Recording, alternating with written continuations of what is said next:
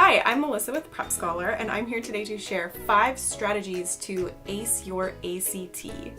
The ACT in particular is a really stressful test, not just because it's huge and important, but also because it's actually designed to trick you. So in this video, I'm going to be sharing 5 different ways that you can prepare and make sure that you're not going to be fooled by any of the ACT's little tricks and all of that.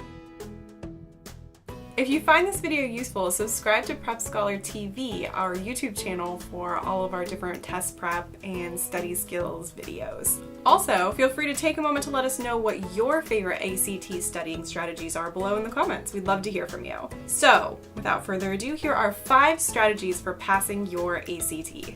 First step, it's gonna sound obvious, but the first one is always practicing. And I know we've all heard the saying a million times, practice makes perfect.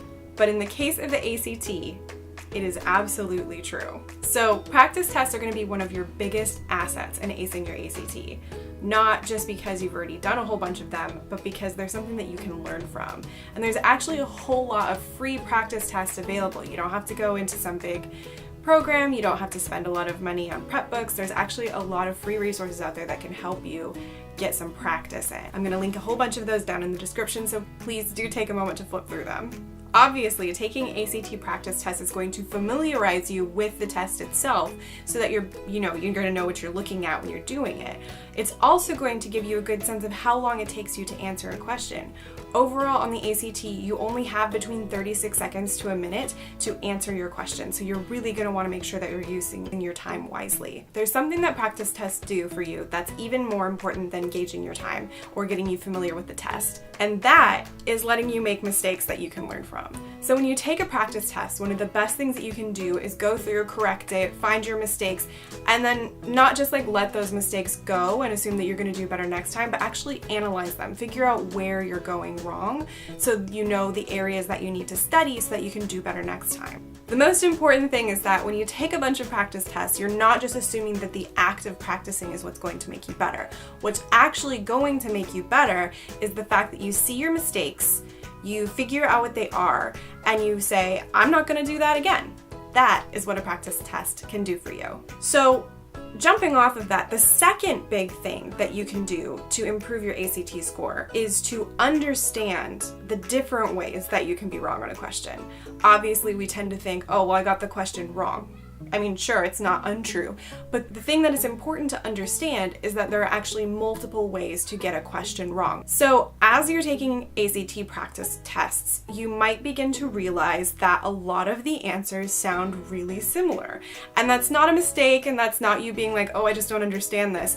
It's actually by design. The ACT uses these really tricky strategies to make it look as though all of the answers are equally viable. In fact, there's always only going to be one correct answer, and the biggest skill you can develop is eliminating the ones that sound like the correct answer but aren't. This is especially true of the ACT reading section, which is where a lot of people get thrown off by answers that sound very similar. So what we're going to do is we're going to take a look at a few of these different ways that you can be wrong and use those to better understand what the ACT is asking for. So the first thing we're going to talk about is answers that are irrelevant.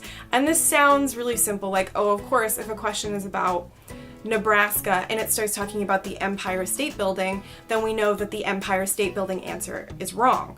And while it would be nice if all ACT questions were that simple, that's just not the case. An irrelevant answer is one that could be true but isn't supported within the text. And that's being supported within the text is so important to understanding your ACT questions. So don't be fooled.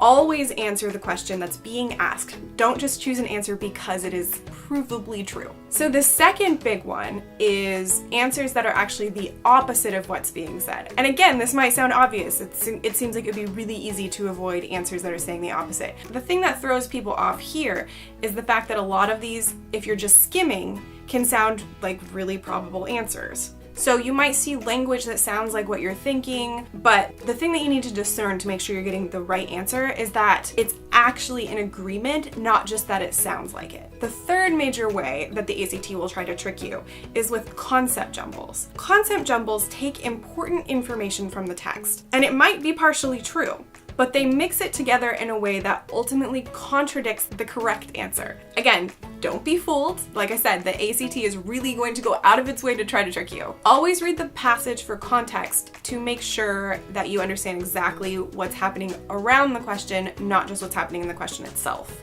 The concept jumble answers are counting on the fact that you're not reading thoroughly. So number one tip, read thoroughly. The fourth possible way that a question will try to trick you is through plausible interpretations. So plausible interpretations are particularly hard to spot because they are by nature plausible. What this means is that they represent something that you could interpret from the text, but the word could there is extremely important. You could do it, but what you need is concrete evidence to support whatever answer you choose. If you can't find clear, concrete evidence in the text for an answer, go ahead and cross it out because it's probably just a plausible interpretation and not actually the correct answer. The important thing to remember is that you will always, always, always find textual support on the ACT. So again, ACT questions can be extremely tricky. That's why knowing these ways that they'll try to trick you and then being able to cross out answers that fall into these categories of irrelevancy, of concept jumbles, or a viable interpretation makes it so much easier to choose the correct answer. So the third major tip for acing your ACT is going to be to pre-plan your essay. And I know right off the bat that sounds impossible because how can you know what the prompt is going to be before you've even seen the test? But here's the thing. Over time, it's been demonstrated that despite the fact that the ACT will often change its prompts from year to year, they're always going to fall along the same theme. So planning a few ideas ahead of time can actually save you like 10, 15, 20 minutes when you're writing your essay. If you're the kind of person who sits there and is like, I don't know what to write about, there's all these choices, what the heck am I going to do? You can save a whole bunch of time by having like 4 or 5 topics right in your brain before you even start the test. Here's what's important to know. No matter how the question is framed, it generally will come back to one core theme, which is how has humanity changed the world? The question may also ask you how you feel about that change, but because that's based on your own feeling, and if you take a little time to think about it beforehand, you're not going to have any trouble answering that. So before you even take the test, even before you've even scheduled the test, go ahead and take a minute to think about how you might answer that question if it was presented to you. You can also choose concrete examples to relate this question to in your life.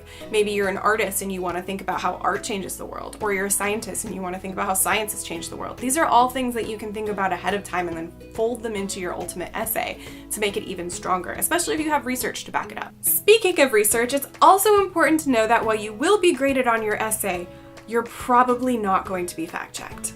You can actually go ahead and just make stuff up. Obviously, it should be within the realms of reality. You shouldn't be saying, humanity has changed the world because we caused unicorns to go extinct. That's kind of silly. But if it comes to like, oh, I know that carbon emissions have increased by a certain percentage, but I can't remember what exactly it is, obviously you're not going to be able to look it up, so you just make it up. The grader isn't going to fact check it, and ultimately it's not really about whether you can memorize facts and statistics, but rather whether you can write a good essay. Obviously, like I said, you're going to want to keep things close to reality, primarily so that your answer doesn't sound flippant. You don't want your grader reading your essay and thinking, this person didn't take this seriously at all. So the fourth big tip for acing your ACT is going to be to use your time wisely. And again, this is going to sound obvious. This is going to be like, well, of course, I'm not going to spend some time doodling on the paper or staring off into space. This is a big important test. Why would I do that? But there are actually ways to minimize the amount of time that you're spending on things that don't actually matter. So one of the big ways that you can do this is to actually not bubble any of your answers until the end of the test. Instead, as you're going through and answering questions, just circle the answer. And then at the end of the test, obviously, leave yourself some time, 3 to 5 minutes usually will be enough. You go back through, look at the answers you've circled, and transfer those to your answer sheet. The second thing you can do is to skip hard questions. Remember, you only have a minute at most to answer each question. If you don't know what the correct answer is, just skip it. Don't waste your precious time on questions that you don't know the answer to and that you're not going to be able to figure out within 30 seconds or so. It ultimately will save you a lot of time and make it a lot easier on you if you are able to just let the questions that you don't know go and return to them later and maybe guess on a couple. There's also just a whole bunch of quick tips you can follow to make the most out of your ACT. So look for conciseness on the reading and English questions. And the reason I say this is because a lot of times it's easy to get fooled by a big, long, complex answer, when most of the time what the ACT actually is looking for is something simple. It's looking for your ability to read. Don't be fooled by really long answers or answers with lots of complicated language in them. They probably aren't the right ones. The second thing, math shouldn't be requiring long, complex formulas. The ACT, though tricky, is going to test your knowledge, and it's not going to be asking you to spend lots and lots of time solving formulas, especially because you only have, again, 36 seconds to 1 minute to answer the question.